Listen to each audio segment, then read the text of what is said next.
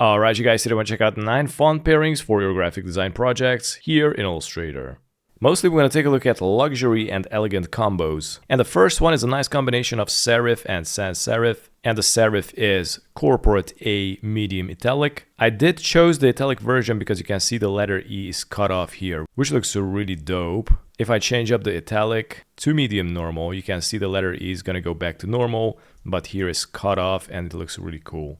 And of course the secondary font is Franklin Gothic. If you combine serif and sans serif, it's going to create a really nice contrast. So here's another one. The primary serif is the Season, and the secondary sub font is basically the old school Caviar Dreams. I gotta tell you that I used to work with this font 10 years ago now, and it still works today.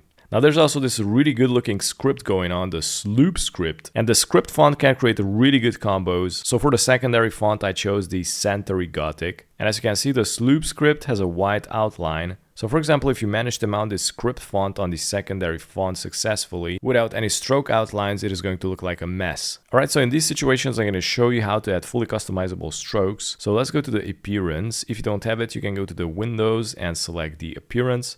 Also make sure that you select the script. And let's go down here, click on the fill. So this way is going to add a fill and a stroke. I'm going to change the fill to black. And I'm also going to drag and drop the fill into the plus to create a new duplicate. And let's select the bottom fill. I'm going to change the color to white this time. And now we're going to add an effect on this white fill. So let's go to the effects, path, and we're going to select offset path. So the main point is this white fill with the path to be under the black fill. So I'm going to go to the offset and decrease it. And as you can see, it is modifying the strokes. So I'm going to go with like 3, click OK.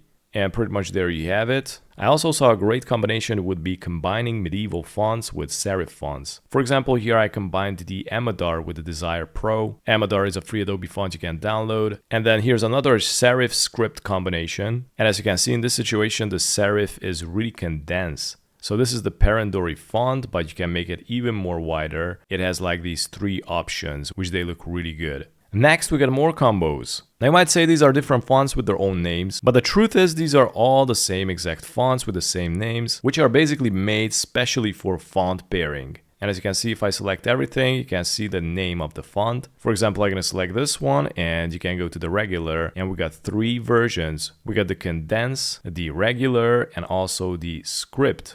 And you can see here at Adobe Font, this font family, it has like multiple versions. Now these 2 guys I didn't even download, but you can see this is a white slab serif and you got more symbols, so you can do some nice combinations. Next we got 2 serifs. The primary font is a normal serif and the secondary is an italic serif. Now this combination also creates a really nice contrast. Primary font is Play for Display and the secondary is the old school Libre Baskerville. Next we have another serif sans serif combo, and the primary is Bedoni. Now this is a modernized serif font because as you can see the serifs in the letters are quite simplified. And now at least we got a condensed rectangular font which is combined with a script. Tall condensed fonts can be combined really good with scripts. So pretty much these are the font combos that I have today. If you want to download them, I'm going to leave a link in the description. Thanks for watching.